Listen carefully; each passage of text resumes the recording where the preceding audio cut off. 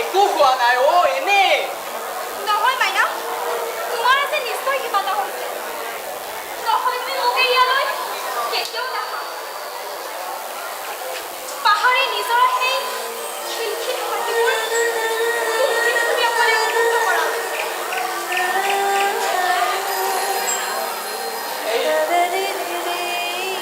সেই শিলতেতো নিজৰাৰ পানীবোৰ ঠেকা খায় ঠেকা খোৱা সেই হাঁহিবোৰ দুপাশে দুধাৰি বৈ যায় আৰু আজি মই এই হাঁহিবোৰৰ শব্দবোৰ অলপ অকল ধৰি তুলিব লাগে যোৱা তুমি ঘৰলৈ যোৱা যোৱা ইমান যান্ত্ৰিক দিছে নহয় বুজি নাপাওঁ কোৱাচোন তোমাৰ আজি হৈছে কি একো নাই মই কি ক'ব নহয় তুমি ক'লে হ'বনে মই নাজানো নেকি তোমাৰ প্ৰতিটো অনুভৱ মোৰ সৈতে মোৰ উশাহ নিশাহৰ সৈতে তোমাৰ উশাহ নিশাহ বিলীন হৈ আছে মাইনা সেই লিখৰ পৰা মই আজি নদিব পাৰোঁ আজি তোমাৰ নিশ্চয় কিবা এটা হৈছে কোৱা মাইনা কোৱা মোক আৰু ৰহস্য নাৰাখিবা কোৱা মাইনা মাৰ বাৰু কি হৈছে ন মোৰ পৰা কিবা কথা লুকুৱাই নাই তো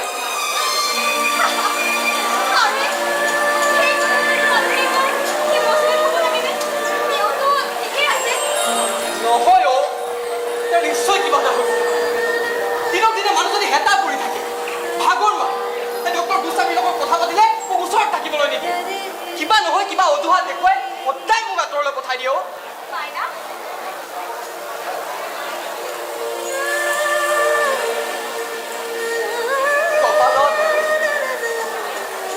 কপালত সেন্দুৰ লৈ কুঁৱাৰীৰ হাত পিন্ধা এইগৰাকী মানুহে জীৱনত কেৱল ঘাত প্ৰতিঘাত সংঘাতেই পালে মোক ডাঙৰ কৰিবলৈ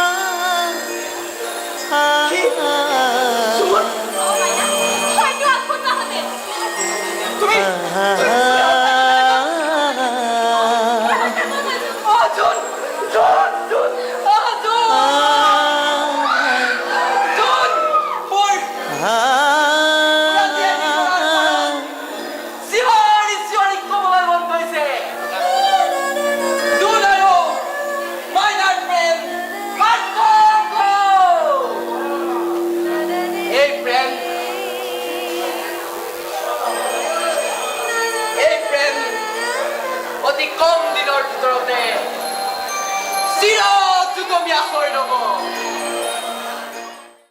তুমি ইমান খৰধৰ কৰাৰ কাৰণ কিয়? তোমাৰো ল'ৰা এটাই, মোৰো এজনী ছোৱালী। গতিকে দুদিন ৰৈ গৃহস্থিৰে বিয়াখন পাতো। সময়বোৰ নিষ্ঠুৰ ছাৰ। মানুহৰ ভাৱনা কল্পনাক সময় গুৰুত্ব নিদিয়ে। নিজৰ গতিপথৰ পৰা এক বিন্দু বিচলিত নহয়। গতিকে সময়ৰ কাম সময়মতেই কৰা উচিত। তথাপিও তোমাৰ স্বামী হস্পিটেলৰ পৰা ঘূৰি অহালৈ আমি বাট চাব লাগিব। মোৰ হ'ব এমাহ ডেৰ মাহৰ ভিতৰত তেওঁ সম্পূৰ্ণ সুস্থ হৈ উঠিব। মোৰ কাৰণে এই এমাহ ডেৰ মাহ সময় বহুত বেছিয়ে দীঘলীয়া হ'ব ছাৰ। তুমি সঁচা কথা কোৱাচোন অদিতি, তোমাৰ হৈছে কি? তুমি কিয় ইমান খৰধৰ কৰিছা?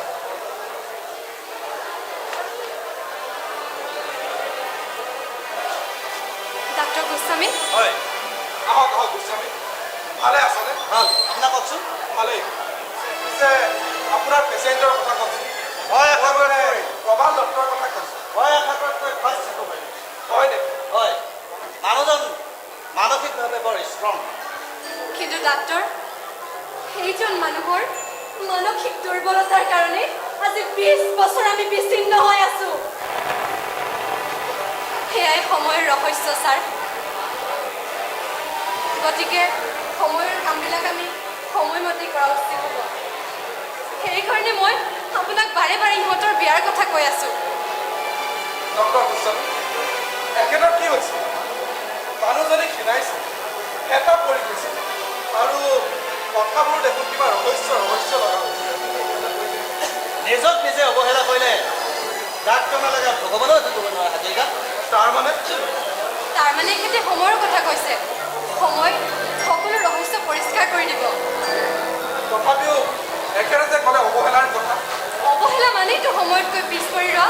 সেয়েহে মই আপোনাক বাৰে বাৰে ইহঁতৰ বিয়াৰ কথা কৈ আছোঁ ছাৰ। আপোনালোক সহায় পেলাই মই গমেই নাপাওঁ। তুমি ঘৰলৈ যোৱা নেকি? যাম বুলিয়ে ওলাইছোঁ। পিছে আপোনালোকক এতিয়া চাহ খুৱাই গ'লেহে বেয়া কথা। নাই নাই, মই চাহ নাখাওঁ। মোকো নালাগে। হেল্ল', অঁ ঘৰতে আছোঁ। বাপৰে, ইমান সময়মতে কাম কৰা মানুহ হ'লানে? চোৱা সময়টো এতিয়া হোৱা নাই, সময় আছে। মই 10 মিনিট পাই আছোঁ ৰ'বা। ঠিক আছে অঁ আপোনালোক বহক, মই যাওঁ। মাইনা, তই বেছি দেৰি কৰিবি নেকি? দেৰি নহয়, প্ৰথমতে এফালে যাম, তাৰপিছত নাৰ্ছিং ৰুম তাৰপৰা ঘৰলৈকে আহিম। ঠিক আছে, সোনকালে আহিবি কিন্তু। ঠিক আছে মা।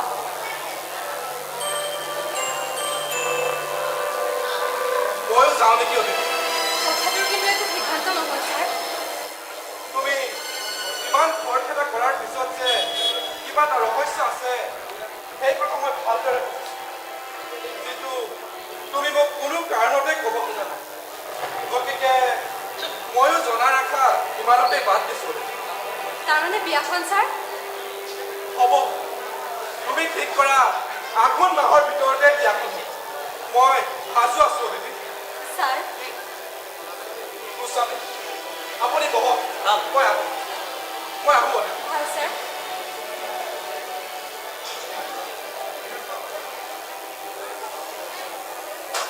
মিষ্টাৰ দত্ত, আপুনি খোলাকৈ কওকচোন, আপোনাক কি হৈছে?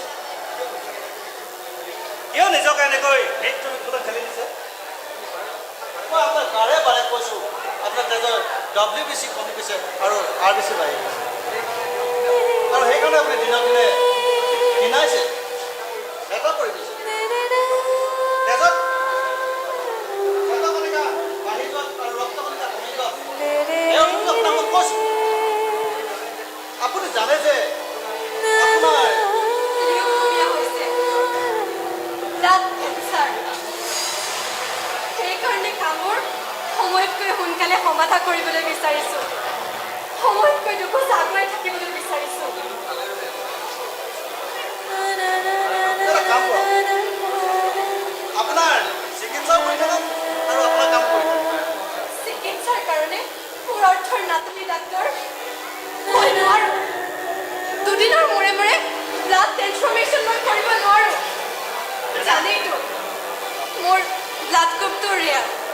AB negative. তেনেহ'লে আপোনাৰ পৰিয়ালক কওকচোন। নক'ব ডাক্তৰ দুখৰ নদীত কষ্টেৰে সাঁতুৰিছে তেওঁলোকে তেওঁলোকৰ ওপৰত আৰু এটা বোজা জাপি দিবলৈ মোক নক'ব তেন্তে আপোনাৰ ভাই চন্দন কলিতাক কওক তেখেতে কিবা এটা কৰিব। মই সকলো কথা চিন্তা কৰিহে কৈছোঁ ডক্তৰ যে মই চিকিৎসা নকৰাওঁ। আপুনি চন্দনৰ কথা কৈছে কিন্তু মই জানো বিনিময় নোহোৱাকৈ সি কাকোৱে সহায় নকৰে আৰু বিনিময়ত দিব পৰা মোৰ ওচৰত একোৱেই নাই। আছে মাথো মাইনাৰ ভৱিষ্যতটো তাকো বন্ধকত থৈ মই চন্দনৰ পৰা টকা ধাৰ ল'ব নোৱাৰোঁ। মোক আপুনি নক'ব ডক্তৰ। জানেই হয়তো নিজৰ বিষয়ে ইমান আপুনি কৈ চাওকচোন কিজানি আপুনি ভবা দৰে নহয়। ঠিক আছে মই কিবা এটা কৰিম বাৰু কিন্তু মই কিবা এটা নকৰালৈকে আপুনি মোৰ অসুখৰ কথাটো সকলোৰে পৰা গোপনে ৰাখিব লাগিব।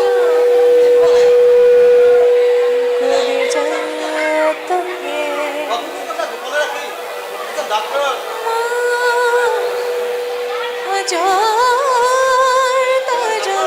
আপুনি নিশ্চয় জানে।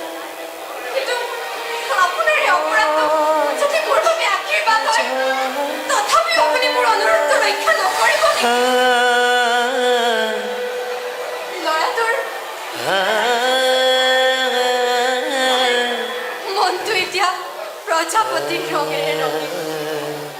প্ৰবাল সুস্থ হৈ ঘৰলৈ উভতি আহিব। এই বতৰাটোৱে ঘৰখনৰ সকলোৰে মনলৈ আনন্দৰ লহৰ তুলিছে। এইটো সময়ত মোৰ অসুখৰ বাতৰিটোৱে পৰিৱেশ কিমান বিকাশময় কৰি তুলিব এবাৰ ভাবি চাওকচোন ডাক্তৰ। মাইনাৰ বিয়াখন হৈ যোৱালৈকে মই জীয়াই থাকিব খুজিছোঁ ডাক্তৰ। মাত্ৰ এইকেইদিন মোক জীয়াই ৰাখক। কাৰো চকুত বিয়াখন পাৰ কৰি দিয়ক ডাক্তৰ। তাৰপিছত মই কোনোদিন আপোনাক আমনি নকৰোঁ। প্লিজ ডাক্তৰ জীয়াই ৰাখক। এইকেইদিন মোক জীয়াই ৰাখক।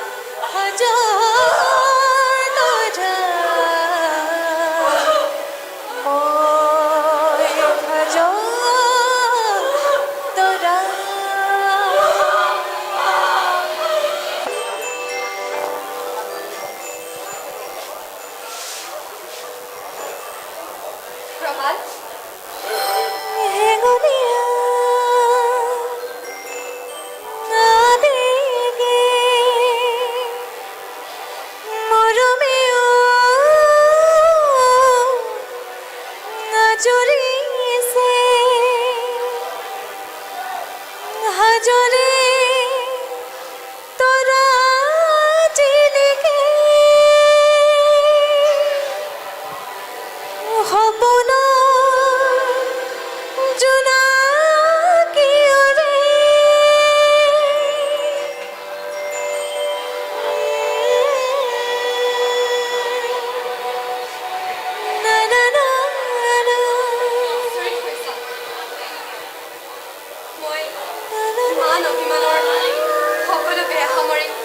উভতি আহিছোঁ। প্ৰবাদ এদিন তোমাক কৈছিলোঁ তোমাৰে মোৰে মাজত মাইনা যোগসূত্ৰ হৈ ৰ'ব। আজি মাইনাৰ বিয়াৰ আয়োজন কৰি তোমাৰ অনুমতি বিচাৰি আহিছোঁ। প্ৰবাদ বোৱাৰী হিচাপে ঘন হাজৰিকা ছাৰৰ ছোৱালী আদৰি ল'বলৈ তুমি অনুমতি দিবানে?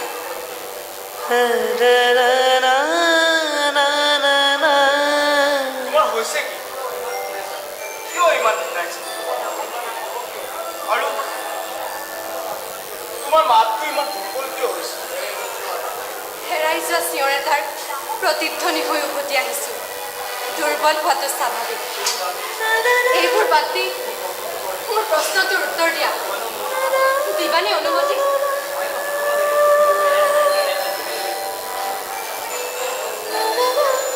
মাইনাৰ সম্পূৰ্ণ দায়িত্ব তুমি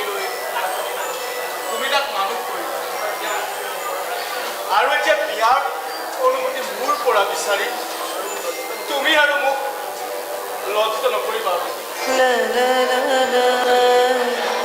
আইটি তুমি আহিছা আইটি গোলাপকাই এই যে মই নিজৰ চকুকে বিশ্বাস কৰিব পৰা নাই অ' আইটি সকলো অসম্ভৱে কেতিয়াবা সম্ভৱ হয় গোলাপকাই যিখন ঘৰৰ পৰা এদিন অভিমান কৰি ওলাই গৈছিলোঁ আজি সেইখন ঘৰলৈকে এখন শুদ্ধ অন্তৰলৈ উভতি আহিছোঁ মই আশীৰ্বাদ বিচাৰি আহিছোঁ গোলাপকাই তোমালোকৰ আশীৰ্বাদ মাইনাৰ বিয়া অহা বুধবাৰে মাইনাৰ বিয়া আমাৰ মাইনাৰ বিয়া বাপু শুনিছেনে আমাৰ মাইনাৰ বিয়া ওলাইছে অ' ডাঙৰ বাপু ডাঙৰ বৰী সোনকালে ওলাই আহাচোন মাইনাৰ বিয়া ওলাইছে অ'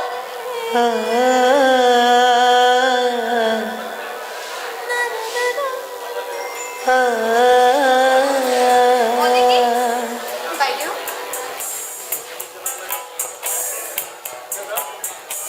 আজি 20 বছৰৰ মূৰত অতিথি আহিছে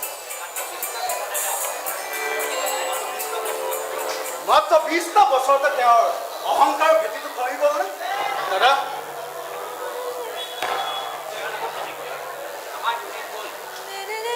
প্ৰবাল আমাৰ দুদিন গ'ল তেতিয়াতো তেওঁ অহা নাছিল তই মৰণ যন্ত্ৰণাত ছটফটাই থাকোঁতেতো তেওঁ অহা নাছিল ইমান খং কিয় কৰিছে খঙৰ বাদে এই মানুহজনী প্ৰাপ্য একোৱেই নাই সেইকাৰণে ফোন কৰিছোঁ কিয় আহিছে ইয়ালৈ কি লাগে ইয়াত মই এটা অনুৰোধ লৈ আহিছোঁ দাদা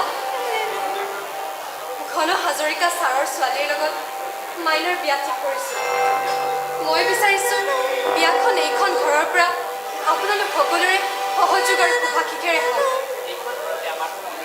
এইখন ঘৰতে আমাৰ সকলোৱে সৌভাগ্যক লৈ মাইনা ডাঙৰ হ'ব লাগিছিল কিন্তু তোমাৰ একো গোট চলাবৰ কাৰণে অহংকাৰৰ কাৰণে সেইটো হৈ নুঠিল ৰবা এতিয়া তুমি কোনটো নাক লৈ এইখন ঘৰলৈ আহিছা মই নিজৰ কাৰণে অহা নাই দাদা ইমান কোনো অনুগ্ৰহ মই কাৰোৰ পৰা নিবিচাৰোঁ কিন্তু মই মাক যে সন্তানৰ কাৰণে পৃথিৱীৰ প্ৰত্যেকগৰাকী মাকে অনুগ্ৰহ কামনা কৰে প্ৰত্যেকগৰাকী মাকে বিচাৰে তেওঁৰ সন্তানটোক সকলোৱে মৰম কৰক সকলোৰে শুভেচ্ছা আৰু শুভকামনাৰে ল'ৰাটোৰ জীৱনটো আনন্দময় কৰি তোলক তেনে শুভেচ্ছা আৰু শুভকামনা বাটে বাটে ভিক্ষা কৰা যোৱা নিশ্চয়বি মুখৰ আগত অপমান কৰি ওলাই যোৱা মানুহজনী আজি মোৰ ভৰিত পৰিবলৈ লাজ লগা নাই দাদা ওলাই যোৱা ইয়াৰ পৰা উত্তৰ বিয়া পাতিবলৈ যদি অসমৰ্থ আত্মহত্যা কৰাকৈ কি চাই আছা ওলাই যোৱা ইয়াৰ পৰা ৰ'ব বৰদেউতা মাক আক্ৰমণ নকৰিব মোৰ ঘৰত অনাহকত প্ৰৱেশ কৰাৰ পিছত মোৰ আক্ৰমণৰ বলি হ'বই প্ৰবাল ঘৰৰ পৰা এওঁলোকক উলিয়াই দে মই নোৱাৰো মই আপোনাক কৈছোঁ বৰদেউতা মাক আক্ৰমণ কৰি কথা নক'ব কিয় নকওঁ কিয় ক'ব এইখন ঘৰৰ ওপৰত মাৰ কি অধিকাৰ নাই নাই তেওঁ সেই অধিকাৰ কেতিয়াবাই ভৰিৰে মোহাৰি ওলাই গৈছে এই অধিকাৰ মায়ে যে পুনৰ সাব্যস্ত কৰিলে এই খবৰ আপোনাৰ আছে আপুনি জানেনে যে আপোনাৰ পকনীয়াত পৰা নাও মায়ে উদ্ধাৰ কৰিলে মনে মনে থাক মাইনা আৰু একো ক'ব নালাগে নহয় মা মোক ক'বলৈ দে তোৰ মহত্বৰ কথা শুনিয়ে বৰদেউতাই লাজ পাব লাগে তোক মই মনে মনে থাকিবলৈ কৈছোঁ নহয় মা মোক কথা নিদিবি মই মোক কমেই আজি মাইনা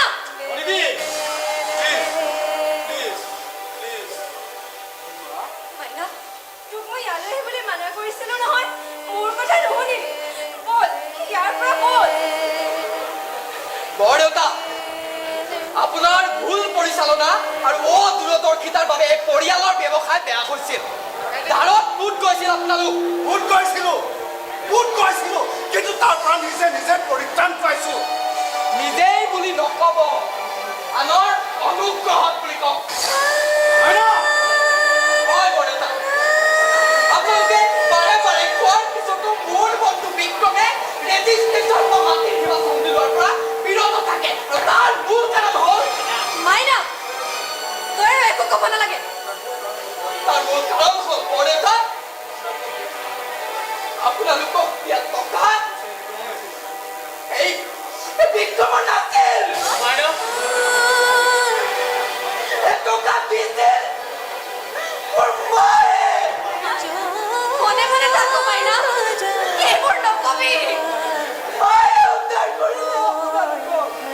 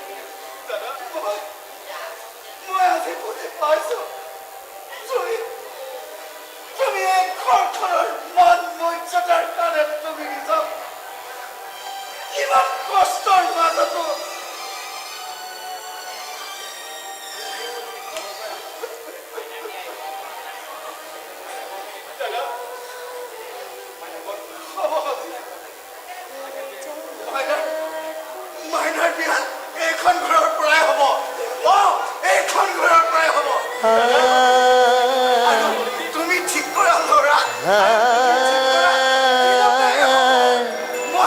মই কথা দিছো এইখন ঘৰতেই হ'ব আশীৰ্বাদ এটা কৰ